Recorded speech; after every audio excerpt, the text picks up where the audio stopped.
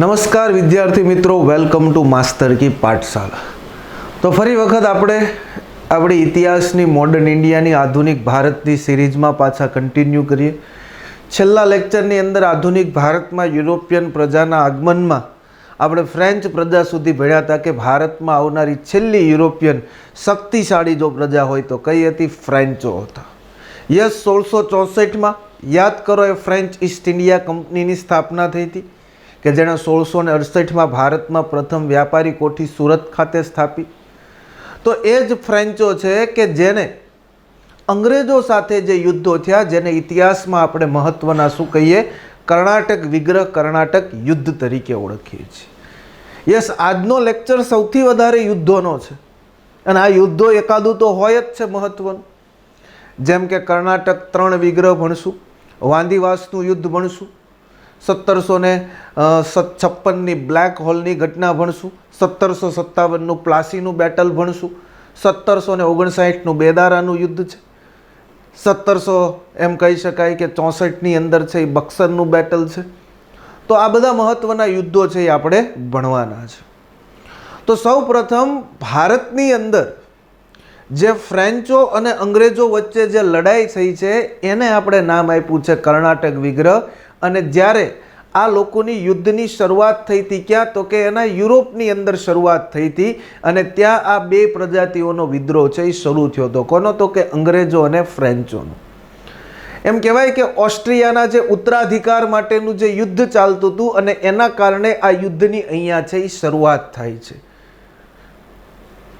તો એવું પ્રથમ કર્ણાટક વિગ્રહ જેનો સમયગાળો છે 1746 થી 1748 અને આ યુદ્ધ થયું છે અંગ્રેજો અને ફ્રેન્ચો વચ્ચે। જોવા જઈએ તો ભારતમાં આવનાર પ્રથમ ફ્રેન્ચ ગવર્નર સર કેરોન હતો, પરંતુ એ પછીનો શક્તિશાળી ગવર્નર હોય તો એનું નામ હતું ડુપ્લે। યાદ રાખજો કે જે સહાયકારી યોજનાની વિચારધારા આપનાર વ્યક્તિ છે એ ડુપ્લે હતો, લાગુ કરનાર કોણ હતો? વેલેસ્લી હતો। તો ફ્રેન્ચોએ ભારતમાં ધીમે ધીમે પોતાનું વર્ચસ્વ જમાવ્યું છે। એક બાજુ એવું કહી શકાય કે અંગ્રેજોએ પણ ભારતમાં પોતાનું વર્ચસ્વ જમાવ્યું છે। અંગ્રેજો 1613થી અહીંયા ભારતમાં છે, ફ્રેન્ચો તો 1668માં આવ્યા, એટલે અંગ્રેજો 50 થી 60 વર્ષથી પોતાની હુકુમત અહીંયા લઈને બેઠા છે, એટલે સ્વાભાવિક રીતે એના સંબંધો મજબૂત હોવાના। અને શરૂઆતમાં આપણે ભણ્યા હતા કે અંગ્રેજોએ ભાડાપટ્ટા પર લીધું હતું, કયું? મદ્રાસ, વ્યાપાર માટે થઈ। હવે ઘટના એવી થાય છે કે 1746ની સાલમાં ફ્રેન્ચોના માલ ભરેલા જે જહાજો હતા કે જે મદ્રાસ પાસેથી પસાર થતા હતા, અને કોઈ બી જહાજ પસાર થાય તો એની ઉપર પોતાની કંપનીનો ફ્લેગ હોવાનો છે, જેનાથી ખબર પડે કે આ અંગ્રેજોનું છે, ડચનું છે, ડેનિશનું છે કે ફ્રેન્ચોનું છે। તો આ ફ્રેન્ચોના માલ ભરેલા જહાજો જે બોટ મારફત છે એ જતા હતા, અને જેવા મદ્રાસ પહોંચ્યા ત્યાં મદ્રાસના એક જે ગવર્નર હતો ઈસ્ટ ઇન્ડિયા કંપનીનો અંગ્રેજોની, આ અંગ્રેજોના ઈસ્ટ ઇન્ડિયા કંપનીના ગવર્નરે આ જહાજોને બંદી બનાવી દીધા, કેદ કરી લીધા અને પોતાનામાં સમાવેશ કરી દીધો, એટલે કે પોતાના જે જહાજો હતા ત્યાં એને છે લગાવી દીધા। એનો મતલબ સીધો એવો થાય કે પ્રથમ કર્ણાટક વિગ્રહ યુદ્ધ થવાનું કારણ છે એ શરૂઆત કરનાર કોણ હતા? અંગ્રેજો હતા। અંગ્રેજોએ જો ફ્રેન્ચોના જહાજોને બંદી ન બનાવ્યા હોત તો આ યુદ્ધ થાત નહીં। પરંતુ ઓલું કહેવાય ને કે એક બાજુ ત્યાં ઓસ્ટ્રિયાના ઉત્તરાધિકાર માટેની લડાઈ ચાલતી હતી અને અહીંયા લડાઈ છે એનો પડઘો પડી ગયો। હવે જહાજો બંદી બનાવ્યા, ડુપ્લેને જાણ થઈ, ભારતમાં ફ્રેન્ચોનો ગવર્નર ડુપ્લેને સમાચાર મળ્યા કે આપણા બંદી બનાવી દીધા છે જહાજો। કોને? તો કે અંગ્રેજોએ।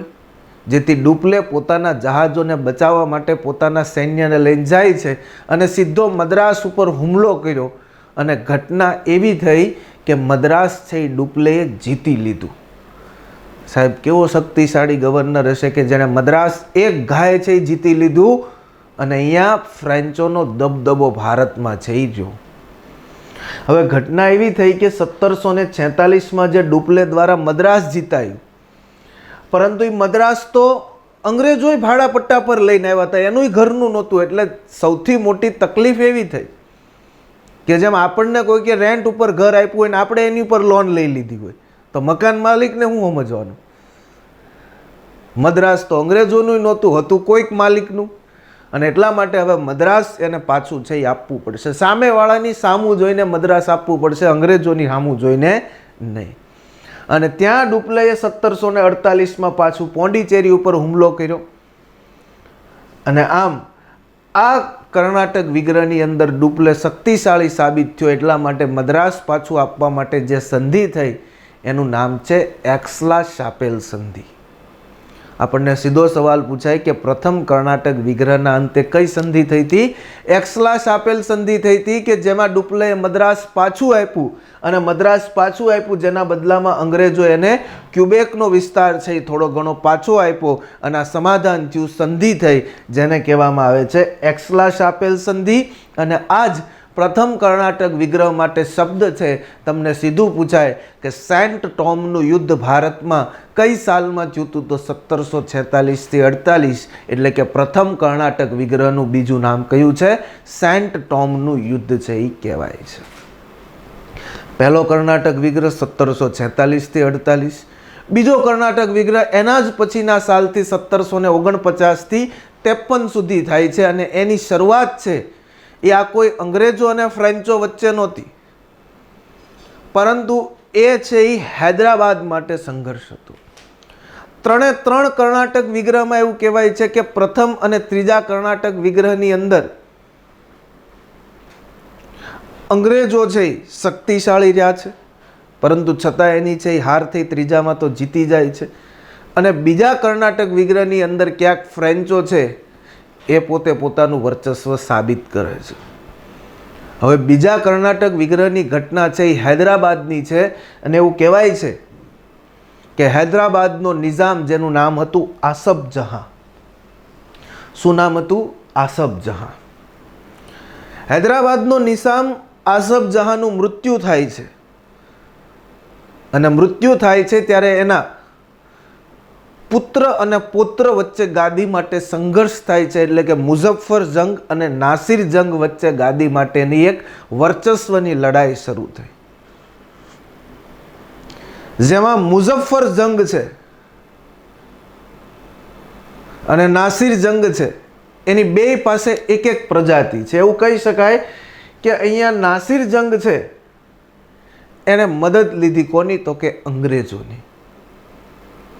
અંગ્રેજોને થોડી ઘણી બાબત કીધી હશે કે તમે મને આ યુદ્ધમાં મદદ કરો, તો જેવું આ યુદ્ધની અંદર હું જીત થઈશ અને હૈદરાબાદના તખ્ત ઉપર છે હું બેસીશ, તો તમને અહીંયા વ્યાપાર કરવાની છૂટ મળશે, કંપનીને છે એ ટેક્સમાંથી રાહત મળશે.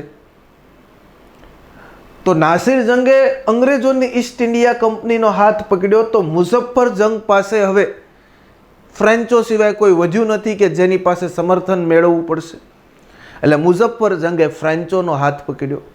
એણે ફ્રેન્ચોને આ કીધું હશે કે હું જીતીશ તો તમને વર્ચસ્વ મળશે, તમને અહીંયા વ્યાપાર કરવા મળશે, ટેક્સમાં રાહત મળશે. એટલે હતી લડાઈ મુઝફ્ફર જંગ અને નાસિર જંગ વચ્ચે, અને લડાઈ થઈ ગઈ અંગ્રેજો અને ફ્રેન્ચો વચ્ચે. અને આ હૈદરાબાદની જે લડાઈ થઈ, ગાદી માટે સંઘર્ષ થયો, એમાં અંગ્રેજો નિર્ણાયક સાબિત થયા એવું કહી શકાય. શું કામ? તો કે અંગ્રેજો શક્તિશાળી હતા, યુદ્ધમાં લડ્યા, કદાચ એની જીત પણ પ્રાપ્ત થઈ જાત, પરંતુ અહીંયા એવું કહી શકાય કે નાસિર જંગની યુદ્ધમાં હત્યા થઈ જાય છે. અને નાસિર જંગની યુદ્ધમાં હત્યા થઈ ગઈ એટલે એનો મતલબ સીધો થઈ ગયો કે અંગ્રેજોની શું થઈ? હાર થઈ, અને ફ્રેન્ચોની શું થઈ? જીત થઈ. તો બીજા કર્ણાટક વિગ્રહમાં અંગ્રેજો શક્તિશાળી રીતે સાબિત થયા, નિર્ણાયક રીતે સાબિત થયા, પરંતુ એનો જે મુખ્ય વ્યક્તિ નાસિર જંગ હતો એની હત્યા થઈ. એટલા માટે એને અહીંયા સંધિ કરવી પડી, અને એ સંધિની અંદર ફ્રેન્ચોએ નમતું આપ્યું છે, અંગ્રેજોએ નમતું આપ્યું નથી. કેવો ટ્વિસ્ટેડ સવાલ પૂછાય, તમારી બુકમાં પણ નહીં હોય કે નીચેનામાંથી કયા કર્ણાટક વિગ્રહ બાદ અંગ્રેજોએ સંધિમાં એવું કીધું કે ડુપ્લેને તમારે ફ્રેન્ચમાં પાછો બોલાવી લેવો પડશે, ભારતમાં તમારે એને રાખવાનો નથી. અને તમે એ પણ માણસને જોઈ લે ડુપ્લેને કે કેવો શક્તિશાળી હશે કે અંગ્રેજોએ એવું ડિમાન્ડ કરી કે આ માણસ ભારતમાં રહેવો જોઈએ નહીં. તો એ સંધિ એટલે કઈ? તો કે બીજા કર્ણાટક વિગ્રહના અંતે થઈ પોંડિચેરીની સંધિ. પ્રથમ કર્ણાટક વિગ્રહના અંતે એક્સલાસ આપેલ સંધિ થઈ. બીજા કર્ણાટક વિગ્રહના અંતે 1754માં પોંડિચેરીની સંધિ થઈ, જેમાં અંગ્રેજોનો પ્રભાવ વધ્યો, કારણ કે અંગ્રેજોએ કીધું એ મુજબ ફ્રેન્ચોએ કરવું પડ્યું અને ડુપ્લેને પાછો મોકલવો પડ્યો. અને ડુપ્લેની જગ્યાએ એક એમ કહી શકાય કે એક નબળો ગવર્નર ભારતમાં આવ્યો, જેનું નામ હતું ગોંડે હુ. યાદ રાખજો, મહત્વનો ગવર્નર છે, જેનું નામ કયું છે તો કે ગોંડે હુ નામનો ગવર્નર છે. અને જેના કારણે છે એ ઘણી બધી હારનો સામનો કરવો પડ્યો. કયા તો કે ત્રીજા કર્ણાટક વિગ્રહની અંદર. તો બીજા કર્ણાટક વિગ્રહમાં અંગ્રેજો નિર્ણાયક સાબિત થયા, પરંતુ ડુપ્લે પાછો જતો રહ્યો. શક્તિશાળી તો ડુપ્લે જ હતો. જો ડુપ્લે ત્રીજા કર્ણાટકમાં હોત તો અંગ્રેજોને ભારત છોડવું પડત ને ભારતનો નકશો કંઈક ફ્રેન્ચો અલગ બનાવી નાખે, એવું પણ થાત. તો એટલા માટે હવે આપણે ભણવાનો છે ત્રીજો કર્ણાટક વિગ્રહ. ત્રીજા કર્ણાટક વિગ્રહની અંદર ડુપ્લે નથી, એટલે ફ્રેન્ચો થોડા ઘણા છે એ નબળા પડ્યા. સમયગાળો તમે જુઓ 1758 થી 63, એટલે કે સૌથી મોટું બેટલ થઈ ગયું, જેનાથી ભારતમાં બ્રિટિશ સત્તાનો પાયો નખાઈ ગયો, એટલે કે 1757નું પ્લાસીનું યુદ્ધ.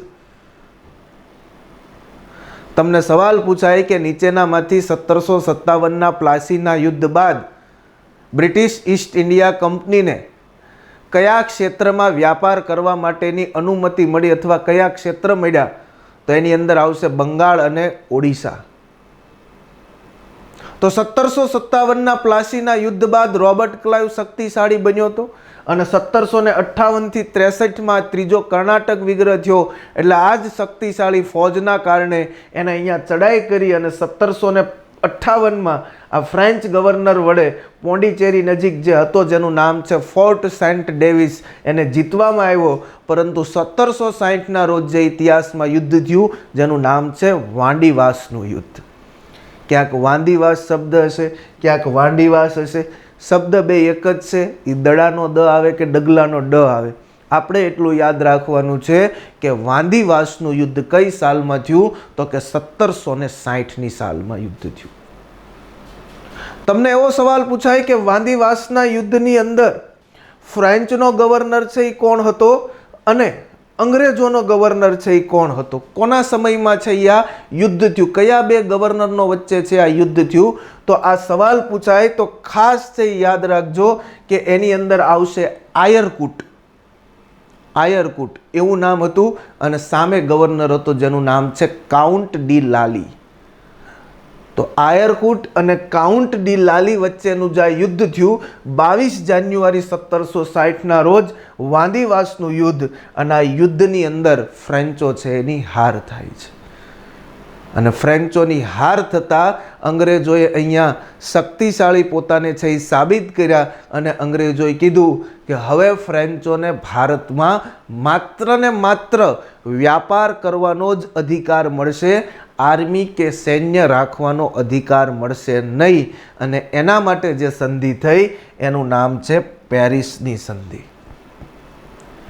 1763ની પેરિસની સંધિ, જેમાં અંગ્રેજોએ ચોખ્ખું કહી દીધું કે ફ્રેન્ચો પાસે આર્મી અને સૈન્ય રહેશે નહીં, જેથી ફ્રેન્ચો ક્યારેય ચડાઈ કરવાની, હુમલો કરવાની, લડત કરવાની ક્યારેય વિચાર પણ કરી શકે નહીં. એને માત્ર ને માત્ર ભારતમાં વ્યાપાર કરવો હોય તો છૂટશે. અને એ સંધિ એટલે કઈ, તો કે પેરિસની સંધિ.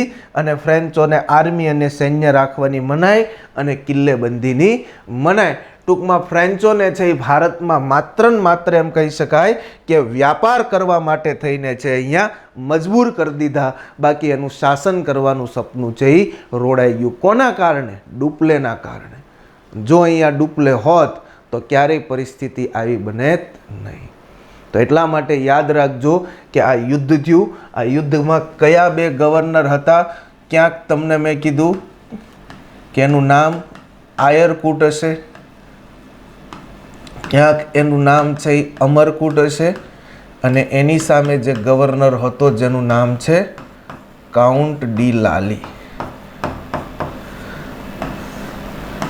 બરોબર છે? તો અંગ્રેજો અને ફ્રેન્ચો વચ્ચે છે આ વાંદીવાસનું છે એ યુદ્ધ થયું.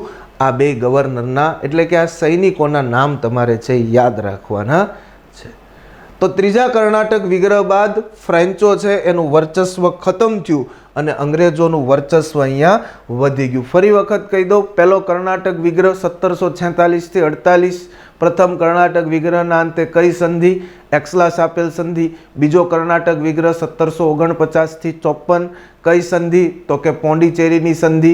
ડુપ્લેને પાછો બોલાવી લીધો. ત્રીજો કર્ણાટક વિગ્રહ તો કે કયો છે? 1758 થી 1763, કઈ સંધિ? તો કે પેરિસની સંધિ. પેરિસની સંધિમાં શું થયું? તો કે અંગ્રેજોએ એવું કીધું કે ફ્રેન્ચો ભારતમાં આર્મી કે સૈન્ય રાખી શકશે નહીં. તો એટલા માટે થઈને આ 3 કર્ણાટક વિગ્રહ બાદ હવે ભારતમાં એક જ પ્રજાતિ શક્તિશાળી છે. એ કઈ છે? અંગ્રેજો. અંગ્રેજોએ ફ્રેન્ચોને હરાવી દીધા. અંગ્રેજોએ છે એ ડચ લોકોને હરાવી દીધા. ડેનિશ લોકો છે એ કારખાના છોડીને જતા રહ્યા. પોર્ટુગીઝો છે એની યારે એણે ગુજરાતી ભાષામાં કહીએ તો વાટકી વ્યવહાર કરી નાખ્યો. લગ્ન સંબંધથી જોડાઈ ગયા. પોર્ટુગીઝોએ પોતાની પ્રિન્સેસ કેથરીનને અંગ્રેજોના રાજકુમાર હારે પરણાવી દીધી, જેથી હવે પોર્ટુગીઝોને પ્રોટેક્ટ કરશે કોણ? અંગ્રેજો. હવે પોર્ટુગીઝાના વેવાઈ બન્યા છે કોણ? અંગ્રેજો. જેથી હવે બેયને ક્યારેય યુદ્ધ નહીં થાય. અને વેવાઈમાં એટલું એણે ગુમાવી દીધું કે 1947માં અંગ્રેજો જતા રહ્યા, જ્યારે આ લોકોએ ભારત ક્યારે છોડ્યું? 1961ની અંદર. આવો વૈવાહિક સંબંધ આપણે છે એ બનાવવાનો છે. ચાલો આગળ વધીએ. હવે ત્રીજો કર્ણાટક વિગ્રહ, એના પછી હવે બંગાળની અંદર અંગ્રેજોની સત્તાનો ઉદય કેવી રીતના થયો. આપણે જવાનું છે ડાયરેક્ટ પ્લાસીના યુદ્ધમાં. એની પહેલાં બ્લેક હોલની ઘટના, અને બ્લેક હોલની ઘટના પહેલાં કઈ એવી ઘટના થઈ કે જેનાથી સિરાજ ઉદ્દૌલાએ ફોર્ટ વિલિયમ કિલ્લા ઉપર ચડાઈ કરવી પડી અને રોબર્ટ ક્લાઇવારે અલીનગરની સંધિ કરવી પડી.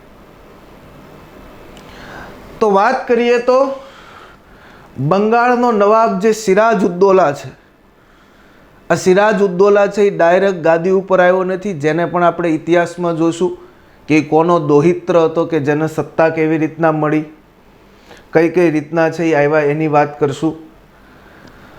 બંગાળની વાત કરીએ તો અહીંયા 1705ની અંદર બંગાળની વસ્તી છે એ 15,000 હતી, પરંતુ 1750 આવતા આવતા 1 લાખની આ વસ્તી છે એ થઈ ગઈ. અને 1705ની વાત કરીએ તો છેલ્લો ભારતની અંદર મુઘલ સલ્તનતનો બાદશાહ એટલે કોણ હતો? ઔરંગઝેબ. 1707માં તો ઔરંગઝેબનું શું થવાનું છે? મૃત્યુ થવાનું છે. એટલે આમ જોવા જાઓ તો એ 1700ની સાલમાં ઔરંગઝેબનું શાસન છે. અને ઔરંગઝેબે 2 પદો છે એ બનાવ્યા હતા મિત્રો. એક હતો દિવાન, એક હતો સુબેદાર. ઔરંગઝેબ તો દિલ્હીમાં બેઠો છે, એની પાસે બંગાળ હોય તો બંગાળની ગાદી ઉપર તો ઔરંગઝેબ આવવાનો નથી. એના માટે એણે આ 2 પદ નિયુક્ત કર્યા કે દિવાન અને સુબેદાર. દિવાન કોને કહેવાય? તો કે રાજ્યનો એક ચાર્ટર એકાઉન્ટ કહેવાય, કે જે નાણાકીય હિસાબ કિતાબ સારો રાખી શકે એવો વ્યક્તિ, જેને આપણે કહીશું દિવાન. અને સુબેદાર એટલે કે રાજ્યનો એવો વ્યક્તિ કે જે પોતે સારા નિર્ણય લઈ શકશે, પોતાની એમ કહી શકાય કે આર્થિક શક્તિથી શાસન ચલાવી શકે, પરંતુ એક રાજાનો પ્રતિનિધિ તરીકે કામ કરી શકે એવો વ્યક્તિ, કે જે રાજાના ફેમિલીનો હોવો જોઈએ, બીજો કોઈ વ્યક્તિ હોવો જોઈએ નહીં. શું કામ? તમને કોઈ પણ રાજ્યના સુબેદાર બનાવશે એનો મતલબ એવો થયો કે રાજા જેવું તમને સ્થાન મળ્યું, અને તમને પગાર આપે તો પગાર કરતાં વધારે તો રાજ્યનું બજેટ હોય ને તમારો ક્યારેક જીવ છે એ મૂંઝાય અને એમ થાય કે આ બજેટ લઈને જતો રહો. તો એટલા માટે પોતાના પરિવારનો વ્યક્તિ સુબેદાર બનાવવાનો કે કદાચ ત્યાંથી ધન લઈને વયો જાય, પૈસા લઈને વયો જાય તો એ ઘરે જ આવવાનો છે. એ ઘી ઢોળા એ ખીચડીમાં જ તે. એટલા માટે આ 2 પદ હતા. કયા? દિવાન અને સુબેદાર. તો દિવાન રાજ્યનો નાણાકીય વહીવટ કરનાર વ્યક્તિ, અને સુબેદાર છે એની ઉપર ધ્યાન રાખનાર વ્યક્તિ છે એ સુબેદાર છે હતો.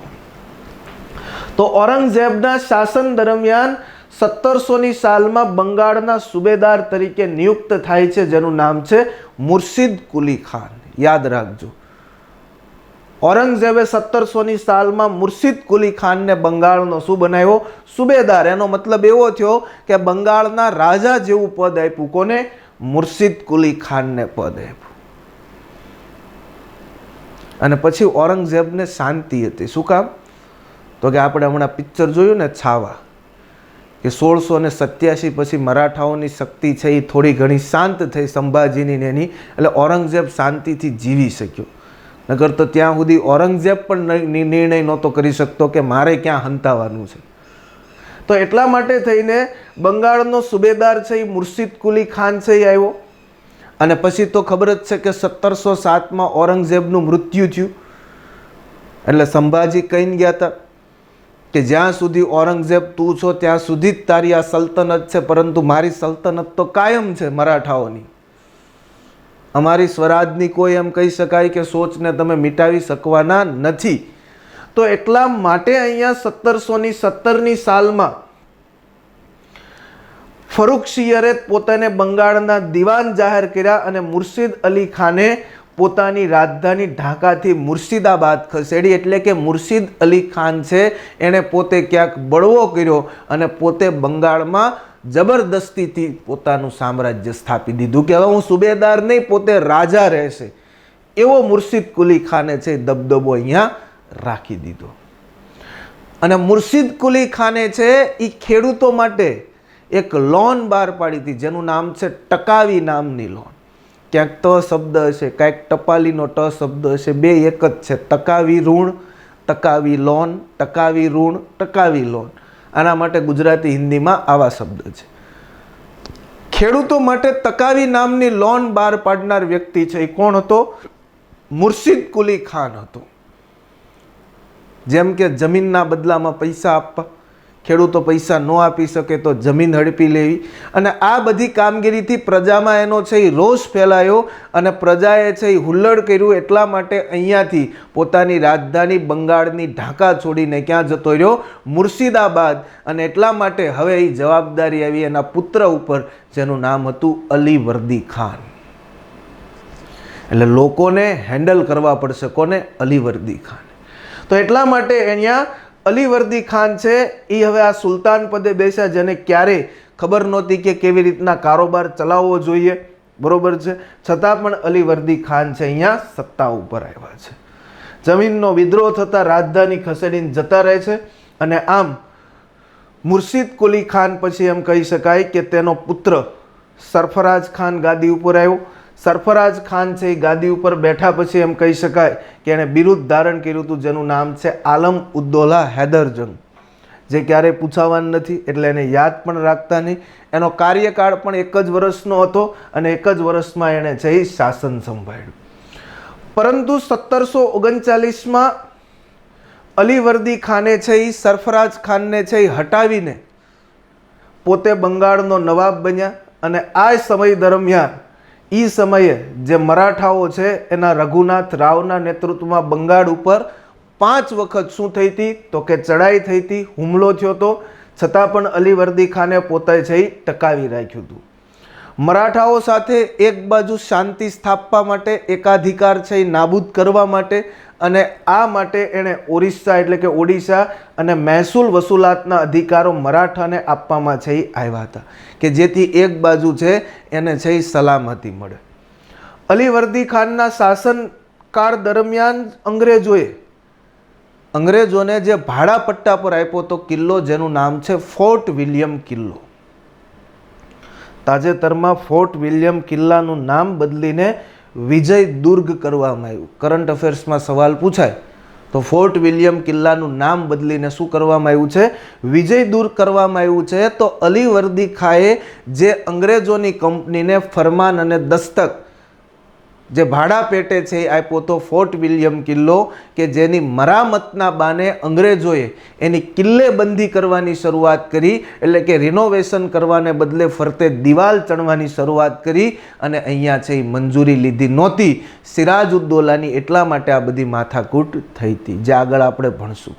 ટૂંકમાં ફોર્ટ વિલિયમ કિલ્લો છે એ ભાડે મળ્યો તો કંપનીને. કોના સમયથી? અલીવર્દી ખાનના સમયથી છે એ મળ્યો હતો. અંગ્રેજોને મધમાખીની ઉપમા આપનાર કોણ છે? અલીવર્દી ખાન. એણે કીધું હતું કે અંગ્રેજો તો એક મધપુડાની જેમ છે, જ્યાં સુધી તમારું શોષણ થશે ત્યાં સુધી તમને ચોંટીને રહેશે, અને જેવા તમે ખોખલા થઈ જશો એટલે તમને મૂકીને જતા રહેશે. એવું કહેનાર કોણ હતો? અલીવર્દી ખાન હતો. સીધો સવાલ પૂછાય કે અંગ્રેજોને મધમાખીની ઉપમા કોણે આપી? અલીવર્દી ખાને આપી હતી. 9 એપ્રિલ 1756ના રોજ, બરોબર છે, યાદ રાખજો. અહીંયા તારીખ એટલા માટે તમને કહું છું કે 9 એપ્રિલ 1756ના રોજ એનું મૃત્યુ થાય છે. કોનું? અલીવર્દી ખાનનું. અને અલીવર્દી ખાનને પુત્ર ન હતો એટલા માટે એણે પોતાની દીકરીનો પુત્ર, એટલે એને કહેવાય દોહિત્ર, કોને સત્તા ઉપર બેસાડ્યો? દોહિત્રને, જેનું નામ શું હતું? સિરાજ ઉદ્દૌલા. અને એની એક દીકરી નહોતી, 2 થી 3 દીકરીઓ હતી, અને એમાં સૌથી નાની દીકરીનો આ પુત્ર, જેનું નામ હતું સિરાજ ઉદ્દૌલા. તો સિરાજ ઉદ્દૌલા જે બંગાળની ગાદી ઉપર બેઠો, એ કોનો? અલીવર્દી ખાનનો દોહિત્ર હતો. અને આ દોહિત્રને સત્તા ઉપર બેસાડ્યો ક્યારે? તો કે જ્યારે એનું મૃત્યુ થયું 9 એપ્રિલ 1756. અને એપ્રિલ પછી તે તમે જુઓ તો મે અને જૂન. શું કામ હું તારીખ ગણાવતો હતો? કારણ કે 20 જૂન 1756 ઇતિહાસની અંદર બ્લેક હોલની ઘટના ઘટી. બ્લેક હોલની ઘટના 20 જૂન 1756 એટલે કે 9 એપ્રિલમાં અલીવર્દી ખાનનું મૃત્યુ થયું, અને એનો ઉત્તરાધિકારી તરીકે સિરાજ ઉદ્દૌલા ગાદી ઉપર બેઠો. અને સિરાજ ઉદ્દૌલાને કોઈકે સમાચાર આવ્યા કે કલકત્તામાં આવેલા જે ફોર્ટ વિલિયમ કિલ્લો છે એની મરામતના બાને અંગ્રેજો કિલ્લેબંધી કરી છે, અને આપણને પૂછ્યું પણ નથી, મંજૂરી પણ નથી લીધી, ક્યાંક ફરમાન અને દસ્તકનો દુરુપયોગ થાય છે. એટલા માટે એને પણ નક્કી કર્યું કે મારે પણ હવે કંપનીને જાણ કરવી નથી, અને સીધું એણે પોતાનું સૈન્ય તૈયાર કર્યું અને સીધો ફોર્ટ વિલિયમ કિલ્લા ઉપર જાય છે. કોણ? તો કે સિરાજ ઉદ્દૌલા. અને ફોર્ટ વિલિયમ કિલ્લા ઉપર જેવો જાય છે એટલે ત્યાં નાના બાળકો, સ્ત્રીઓ, પુરુષો, આ બધા લોકો છે એ કામ કરતા હોય છે. અચાનક છે અને બધાને કેદ કરવાની શરૂઆત કરી. ત્યાં કામ કરતા લોકોમાં અફડાતફડી સર્જાઈ ગઈ, અને ઘણા બધા લોકો ત્યાંથી નીકળવા માટે, પોતાનો જીવ બચાવવા માટે બાજુમાં એક ફાલ્ટુ નામનો ટાપુ હતો. કયો હતો? ફાલ્ટુ. આ ફાલ્ટુ નામના ટાપુ પર આશરો લીધો, શરણ લીધું, અને બાકીના 146 જેટલા લોકો છે એને સિરાજ ઉદ્દૌલાએ કેદ કર્યા, અને એક બંધ ઓરડાની અંદર પૂરવામાં આવ્યા કે જ્યાં માત્ર હવાની અવર જવર માટે પણ એક નાની અમથી બારી હતી, અને જેમાં સવાર પડતા લોકો એક શ્વાસ પણ નહીં લઈ શક્યા હોય, જેના કારણે લગભગ એમાંથી માંડ 146માંથી 23 લોકો જીવતા નીકળ્યા, બાકી બધાનું શું થયું? મૃત્યુ થયું. અને આ ઘટનાની જાણ થઈ રોબર્ટ ક્લાઇવને. રોબર્ટ ક્લાઇવ છે એ આખો આમ એટલો ગુસ્સાથી વ્યતીત થઈ જાય છે કે સિરાજ ઉદ્દૌલાની હત્યા કરી નાખવી છે, પરંતુ એની પાસે લડવા માટેનું સક્ષમ સૈન્ય નથી. અને એટલા માટે રોબર્ટ ક્લાઇવ છે એ સંધિ કરે છે, અને એ સંધિનું નામ છે અલીનગરની સંધિ. યાદ રાખજો, બ્લેક હોલની ઘટનાના અંતે કઈ સંધિ થઈ હતી? તો કે અલીનગરની સંધિ છે થઈ હતી. અને ત્યાર પછી આ જ ક્લાઇવે બદલો લેવા માટે 1757માં યુદ્ધ કર્યું પ્લાસીનું, જેને કહેવાય છે ક્લાઇવનું કાવતરું. તો આ પ્રકારની ઘટના ઘટે છે. સિરાજ ઉદ્દૌલાએ એવું કહી શકાય કે ફરુખશિયર દ્વારા આપેલા જે કંપનીને ફરમાન અને દસ્તકના જે હતા કે એનો દુરુપયોગ થયો. નવાબની પરવાનગી વગર ફોર્ટ વિલિયમ કિલ્લા ઉપર કિલ્લેબંધી કરી. ફોર્ટ વિલિયમ કિલ્લાનું નામ વિજય દુર્ગ, ખાસ યાદ રાખજો, પૂછાશે, કરંટ અફેર્સમાં છે. આગળ જતા જે 20 જૂન 1756ના રોજ સિરાજ ઉદ્દૌલાએ કલકત્તા પર આક્રમણ કર્યું, એટલે કે ફોર્ટ વિલિયમ કિલ્લાને ઘેરી લીધો. એ સમયે જે ગવર્નર હતો ડ્રેક, એ ડ્રેકને બધા લોકોને છે અહીંયાથી સ્થળાંતર કર્યા. જેટલા બચ્યા એ બધા ક્યાં હતા? ફાલ્ટુ નામના ટાપુ પર છે એણે આશરો લીધો. અને જે બ્લેક હોલની ઘટના ઘટી જેનું નામ છે 20 જૂન 1756 કાળકોટરીની ઘટના, જેમાં 146 જેટલા સ્ત્રીઓ અને બાળકો છે એ ખંડમાં બંધ કરી દીધા, જેમાં સવાર પડતા માત્ર 23 જેટલા લોકો બચ્યા. અને આમ 9 ફેબ્રુઆરી 1757ના રોજ સિરાજઉદ્દૌલા અને રોબર્ટ ક્લાઇવ વચ્ચે જે સંધિ થઈ જેનું નામ છે અલીનગરની સંધિ. અને ત્યારબાદ આનો બદલો લેવા માટે, સિરાજઉદ્દૌલાનો બદલો લેવા માટે રોબર્ટ ક્લાઇવે નવાબના દરબારમાં, સિરાજઉદ્દૌલાના દરબારમાં એના જ વ્યક્તિઓની મદદ લઈને ષડયંત્ર રચ્યું, જેને આપણે કહીએ છીએ શું? ક્લાઇવનું કાવતરું. શું કહેવાય છે? ક્લાઇવનું કાવતરું. જે પશ્ચિમ બંગાળના નદિયા જિલ્લામાં આવેલું છે પ્લાસી, કે જ્યાં પ્લાસીનું યુદ્ધ થયું હતું. જે પ્લાસીના યુદ્ધમાં આમ જોવા જાવ તો સિરાજઉદ્દૌલા પાસે 17,000 કરતાં વધારેનું સૈન્ય હતું અને રોબર્ટ ક્લાઇવ પાસે માત્ર 400નું સૈન્ય હતું.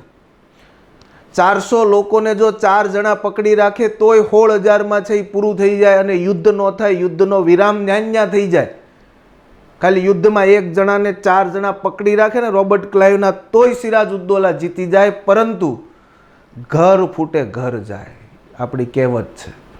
અને એટલા માટે સિરાજઉદ્દૌલાનો અંગત સેનાપતિ જેનું નામ હતું મીર જાફર, એ મીર જાફરને રોબર્ટ ક્લાઇવે સીધી લાલચ આપી કે તે બહુ સેનાપતિમાં નોકરી કરી, હવે તારે રાજા નથી બનવું, તારે બંગાળનો નવાબ નથી બનવું. અને એટલા માટે એનું મન છે એ કાંઈક વિચલિત થયું અને એણે રોબર્ટ ક્લાઇવની ઓફર સ્વીકારી. રોબર્ટ ક્લાઇવે કીધું કે જેવું યુદ્ધ પૂરું થાય એટલે બંગાળનો તું રાજા હઈશ, સેનાપતિ હઈશ નહીં. તને આ બંગાળનું તખ્તે સિંહાસન મળશે, તારી હુકુમત હશે, તારી નીચે આટલા લોકો કામ કરતા હશે. અને એટલા માટે મીર જાફરે નક્કી કર્યું કે આ યુદ્ધમાં રોબર્ટ ક્લાઇવનો એ છે સાથ આપશે. બીજા રાજ્યની અંદર ઘણા બધા છે એ લોકો હતા, જેમ કે જગત શેઠ હતો, અમીનચંદ હતો, મણિકચંદ હતો, એક પ્રભારી અધિકારી હતો. જગત શેઠ એક સૌથી મોટો ધનાઢ્ય વેપારી પૈસાદાર હતો. જગત શેઠ બંગાળનો સૌથી મોટો શાહુ બેન્કર અધિકારી હતો, જેને તો ખાલી સિરાજઉદ્દૌલાનો અપમાનનો બદલો લેવો હતો કે એક વખત જાહેરમાં સિરાજઉદ્દૌલાએ જગત શેઠને અપમાનિત કર્યા હતા, એટલે બદલો લેવા માટે થઈને રોબર્ટ ક્લાઇવ હારે આવે છે. અને ત્યાર પછી ખાદિમ ખા, આવા બધા લોકો છે એ ભેગા મળ્યા અને સાથ આપ્યો. કોનો? તો કે સિરાજઉદ્દૌલાનો નહીં, સામેવાળા રોબર્ટ ક્લાઇવનો. 23 જૂન 1757ના રોજ યુદ્ધ થયું અને યુદ્ધની અંદર એમ કહેવાય કે નવાબની જે સેના હતી, બરોબર છે, આ નવાબની સેનાને એવું હતું કે મીર જાફર આપણને કંઈક એક્શન આપશે, પરંતુ મીર જાફર તો ખરીદાઈ ગયો હતો. અને એટલા માટે થઈને નવાબને ખબર પડી કે આ યુદ્ધમાં કોઈ પ્રભુત્વ આપણું છે નહીં. જે મીર મદાન કહેવાય, જે પોતે નવાબની સાથે રહ્યો વ્યક્તિ, કે જેણે પ્લાસીના યુદ્ધમાં છે એ નવાબની સાથે, સિરાજઉદ્દૌલાની સાથે લડ્યો અને છેલ્લે સિરાજઉદ્દૌલાને એવું લાગ્યું કે હવે આ યુદ્ધમાં છે કાંઈક આવું અઘટિત ઘટશે, એના કારણે એ પોતે અહીંયા આ પ્લાસીના યુદ્ધનું મેદાન છોડીને છે એ મુર્શિદાબાદ જતો રહે છે. કોણ? તો કે મીર જાફર. મીર જાફર અહીંયાથી ભાગીને જેવો મુર્શિદાબાદ પહોંચ્યો તો ત્યાં જ મીર જાફરનો પુત્ર હતો જેનું નામ છે મીર. અને આ મીર જાફરના પુત્ર મીરે હત્યા કરી. કોની? સિરાજઉદ્દૌલાની. પ્લાસીના યુદ્ધના મેદાનમાં સિરાજઉદ્દૌલા મરાયો નથી. સિરાજઉદ્દૌલા મરાયો ક્યાં? તો કે મુર્શિદાબાદની અંદર. અને મુર્શિદાબાદમાં મીર જાફરના પુત્ર મીરે હત્યા કરી અને ત્યાર પછી આ પ્લાસીના યુદ્ધનો અંત આવે છે. તો આમ પ્લાસીના યુદ્ધ બાદ છે એ બંગાળ અને ઓડિશા જેવા છે એને વ્યાપાર કરવાના મથકો મળ્યા. 1757ના પ્લાસીના યુદ્ધ બાદ બ્રિટિશ સત્તાનો ભારતમાં શું નખાયો? પાયો નખાયો એવું કહેવામાં આવે છે. જેમ પ્રાચીન ભારતમાં સિકંદરના આક્રમણમાં જો આંભીએ ક્યારે એનું આધિપત્ય સ્વીકાર્યું ન હોત, અને એમ અહીંયા જો મીર જાફર જેવા સેનાપતિએ આધિપત્ય સ્વીકાર્યું ન હોત તો ક્યારેય ભારત દેશ છે એ આટલા વર્ષ ગુલામ બને જ નહીં. પ્લાસીનું બેટલ પતી ગયું, રાજાની હત્યા થઈ ગઈ, તો હવે સંધિનો કોઈ પ્રશ્ન જ નથી. એટલે યાદ રાખજો કે નીચેનામાંથી પ્લાસીના યુદ્ધના અંતે કઈ સંધિ હતી? એક પણ નહીં. આવો સવાલ પૂછાય અને ત્યારે તમે સંધિ ગોતવા નીકળો તો રાજા મરી જાય પછી સંધિ કોની હારે કરવાની? તો એટલા માટે એક પણ સંધિ થઈ નથી. અને હવે મીર જાફરને જે આપણે કીધું હતું કે તને શું આપવાનું છે? બંગાળનો નવાબ પદ આપવાનું છે. તો નવાબ પદે હવે બેસાડવો પડશે મીર જાફરને. તો મીર જાફર છે હવે શું બન્યો છે? બંગાળનો નવાબ. જાહેરાત થઈ કે હવેથી બંગાળનો નવાબ કોણ છે? મીર જાફર છે. મીર જાફર બંગાળનો જેવો નવાબ બન્યો એટલે કંપનીને 24 પરગણાની જાગીર આપી. નાના મોટા છે એ પ્રાંતો છે એને આપ્યા કલકત્તાની આજુબાજુના.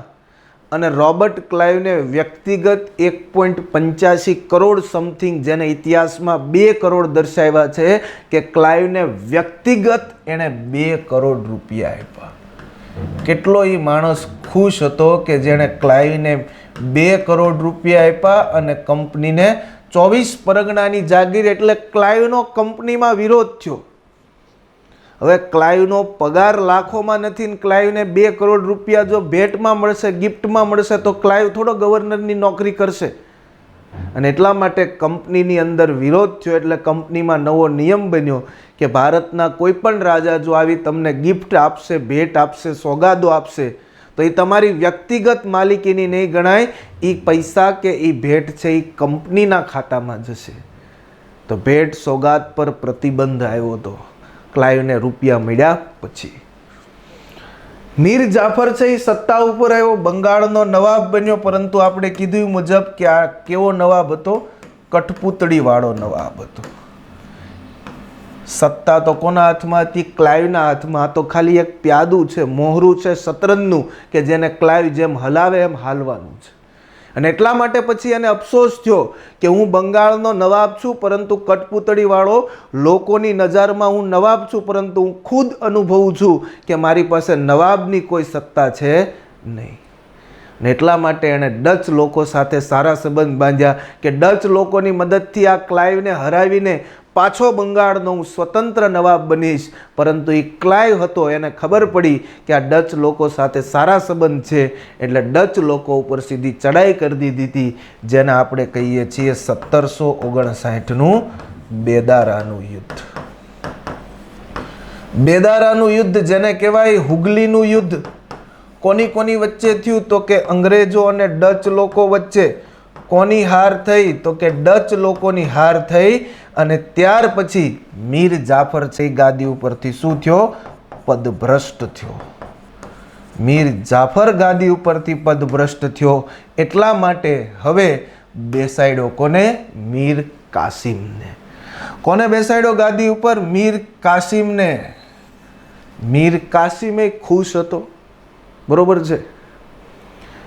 મીર કાસિમ જેવો સત્તા ઉપર આવ્યો કે એને ખબર પડી કે મને આ લોકો બંગાળનો નવાબ બનાવે છે, તો મીર કાસિમે તો બર્દિવાન, મિદનાપુર, ચટગાંવ આ બધા પ્રદેશો છે એ આપી દીધા. કોને આપી દીધા? કંપનીને છે એ ભેટમાં આપ્યા. જેમાં એક ક્રાંતિકારી પ્રવૃત્તિમાં પૂછાતો હોય ચટગાંવ શસ્ત્રગાર કાંડ સાથે કોનું નામ જોડાયેલું છે? તો કે જેને લોકો માસ્તર કહીને ઓળખતા એવો વ્યક્તિ જેનું નામ છે સૂર્યસેન.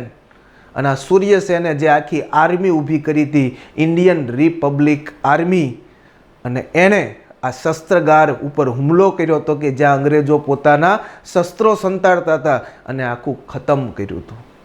તો એટલા માટે આ કહું છું કે બર્દિવાન, મિદનાપુર અને ચટગાંવ આ ત્રણેયની સત્તા આપી હતી કોણે? મીર કાસિમે કંપનીને. ત્યાર પછી અંગ્રેજોને જાણ કર્યા વગર એણે પોતાની રાજધાની મુર્શિદાબાદથી બિહારના મુંગેર ખસેડી દીધી રાજધાની. સત્તા ઉપર આવ્યો એને થયું કે મને આ રાજધાની વાતાવરણ, અહીંયા મને એટમોસ્ફિયર જામતું નથી, એટલા માટે એ ક્યાં લઈ ગયો સીધો? તો કે યાદ રાખજો, મુર્શિદાબાદથી મુંગેર એટલે કે બિહારની અંદર લઈ ગયો.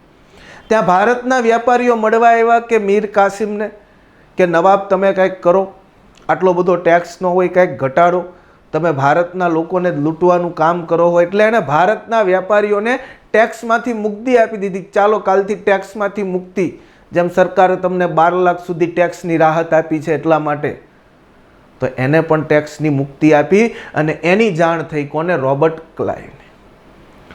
રોબર્ટ ક્લાઇવ કે આને રાજધાની ફેરવી નાખી તોય મને પૂછ્યું નહીં, અહીંયા વેપારીઓનો ટેક્સ માફ કરી દીધો તોય મને પૂછ્યું નહીં, આના કરતાં તો મીર જાફર હારો હતો, એ પૂછીને કામ કરતો, આ તો પૂછતો જ નથી.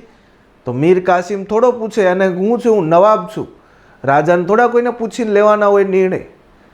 અને એટલા માટે રોબર્ટ ક્લાઇવે મીર કાસિમને ગાદી ઉપરથી હટાવ્યો કે મીર કાસિમ તું હવે નહીં, તું રહીશ તો મને અંગ્રેજો પાછો બોલાવી લે કે તું ભાઈ આવતો રે રોબર્ટ ક્લાઇવ, તારાથી હેન્ડલ નહીં થાય ભારત. તો એટલા માટે મીર કાસિમને જેવો ગાદી ઉપરથી પદભ્રષ્ટ કર્યો અને પાછો બેસાડ્યો કોને? મીર જાફરને.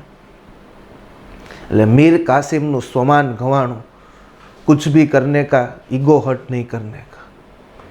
અને એટલા માટે થઈને મીર કાસિમે નક્કી કર્યું કે હું આનો બદલો લઈશ. અને એનો બદલો લેવા માટે થઈને મીર કાસિમે મદદ લીધી પોતાના મિત્રોની, જેમ કે મુઘલ રાજા શાહ આલમ બીજાની, અવધનો નવાબ સુજાઉદ્દૌલા અને મીર કાસિમ પોતે. અને આ ત્રણેયની સંયુક્ત સેનાએ ચડાઈ કરી કોની ઉપર? રોબર્ટ ક્લાઇવ ઉપર. અને રોબર્ટ ક્લાઇવ સાથે જે યુદ્ધ થયું જેનું નામ છે બક્સરનું બેટલ, અને આ બક્સરના યુદ્ધમાં ક્લાઇવનો સેનાપતિ લડ્યો હેક્ટર મુનરો. અને આ યુદ્ધની અંદર એમ કહી શકાય કે ત્રણેયની સંયુક્ત સેનાની શું થાય છે? હાર થાય છે. અને ક્લાઇવની જીત થતાં 1765માં સંધિ થઈ જેનું નામ છે અલ્હાબાદની સંધિ.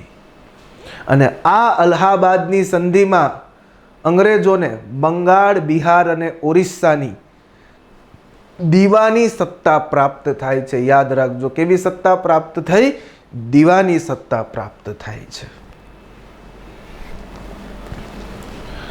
અંગ્રેજો દ્વારા વિરોધ થયો મીર કાસિમ સાથે યુદ્ધ, મીર કાસિમને હટાવી મીર જાફરને પાછો બનાવ્યો નવાબ. અને આમ બદલો લેવાની ભાવનાથી મીર કાસિમે અવધના નવાબ સુજાઉદ્દૌલા, મુઘલ રાજા શાહ આલમ બીજા સાથે મળીને ગઠબંધન બનાવ્યું, યુદ્ધ ન કરવાનું નક્કી કર્યું. જે યુદ્ધ થયું, બરોબર છે, 22 ઓક્ટોબર 1764ના રોજ, જેને આપણે કહીએ છીએ બક્સરનું બેટલ, જેમાં એક બાજુ અંગ્રેજોનો ક્લાઇવનો સેનાપતિ હેક્ટર મુનરો સામે મીર કાસિમ અવધનો નવાબ, બરોબર છે, સુજાઉદ્દૌલા, શાહ આલમ બીજો, બક્સરના મેદાનમાં યુદ્ધ થયું જે બનારસની પૂર્વમાં આવેલું છે. અને આ ત્રણેયની સંયુક્ત સેનાની હાર થઈ. અને ત્રણેયની સંયુક્ત સેનાની હાર થતાં 1765માં શું થાય છે? અલ્હાબાદની સંધિ થાય છે, જેમાં બંગાળ, બિહાર અને ઓરિસ્સાની દીવાની સત્તા અંગ્રેજોને પ્રાપ્ત થઈ. અને ભારતમાં અંગ્રેજોએ હવે કેવો તો કે રાજકીય વહીવટનો પાયો નખાણો. એટલે કે 1764 બાદ એવા શક્તિશાળી બની ગયા કે હવે ભારતમાં વ્યાપારની જરૂર નથી, ભારતમાં શાસન કરવાની શરૂઆત કરો. તો આમ બ્રિટિશ સત્તાનો પાયો 1757માં નખાણો. અને યાદ રાખજો કે રાજકીય વહીવટનો પાયો છે એ 1764માં નખાણો. અને ત્યાર પછી બંગાળમાં ફરી વખત ગવર્નર તરીકે નિમણૂક થાય છે કોની? રોબર્ટ ક્લાઇવની. પૂછાતા હોય છે ને ગવર્નર, તો બંગાળનો પ્રથમ ગવર્નર રોબર્ટ ક્લાઇવ, જે 1765માં દ્વિમુખી શાસન પદ્ધતિ લઈને આવ્યો. દ્વૈધ શાસન જેને આપણે ઓળખીએ, દ્વિમુખી શાસન પદ્ધતિ, જેનો પિતા છે લિયોનસ કાર્ટિસ, ભારતમાં લાગુ કરવાવાળો રોબર્ટ ક્લાઇવ, રદ કરવાવાળો 1772માં વોરન હેસ્ટિંગ. બંગાળનો પ્રથમ ગવર્નર જનરલ પૂછે તો કોણ આવે? વોરન હેસ્ટિંગ આવે. ભારતનો પ્રથમ ગવર્નર જનરલ પૂછે કોણ આવે? Lord William Bentinck. ભારતનો અંતિમ ગવર્નર જનરલ લોર્ડ કેનિંગ. ભારતનો પ્રથમ વાઇસરોય લોર્ડ કેનિંગ. ભારતનો અંતિમ વાઇસરોય માઉન્ટ બેટન. અને શબ્દ યાદ રાખજો, સ્વતંત્ર ભારતનો પ્રથમ ગવર્નર જનરલ. આઝાદી મળ્યા બાદ ફરી વખત બન્યો કોણ? માઉન્ટ બેટન ભારતનો ગવર્નર, સ્વતંત્ર ભારતનો. અને આપણું સંવિધાન લાગુ છે એટલે સ્વતંત્ર ભારતનો પ્રથમ ભારતીય ગવર્નર જનરલ પૂછાય તો આવશે શ્રી રાજગોપાલાચારી, ચક્રવર્તી રાજગોપાલાચારી. તો આમ રોબર્ટ ક્લાઇવની જર્ની છે હવે અહીંયાથી શરૂ થઈ. દ્વિમુખી શાસન પદ્ધતિ એણે લાગુ કરી અને રોબર્ટ ક્લાઇવ બાદ આવે છે કોણ? તો કે જનરલ વોરન હેસ્ટિંગ આવે છે. તો હવેનો આપણો છે એ ભારતની અંદર બ્રિટિશ શાસનની શરૂઆત થશે અને બધા ગવર્નર જનરલ ભણશું. વોરન હેસ્ટિંગ કે ભારતમાં કલેક્ટર પદ લાવ્યો, સુપ્રીમ કોર્ટની સ્થાપના, ઇજારાદારી મહેસૂલ પદ્ધતિ, આ બધી વસ્તુ વોરન હેસ્ટિંગ. લોર્ડ કોર્નવાલિસ કાયમી જમાબંધી, સિવિલ સર્વિસ, સંધિ સેવાનો પિતા, પોલીસ તંત્રનો સ્થાપક, વિલિયમ બેન્ટિંગ સમાજ સુધારકો એવે સતી પ્રથા, રાજારામ મોહન રાય બ્રહ્મો સમાજ. એના પછી આગળ વધશું તો સહાયકારી યોજના લોર્ડ વેલેસ્લી જે મીઠા ઝેર સમાન હતી, અને લોર્ડ ડેલહાઉસી ખાલસા નીતિ, અને એના પછી આવશે 1857નો વિપ્લવ. તો નેક્સ્ટ લેક્ચરમાં આપણે ફરી વખત ગવર્નર સાથે મળશું. જો મિત્રો મજા આવતી હોય તો એક વખત લિંકને શેર કરજો, લાઈક કરજો અને કમેન્ટ કરજો.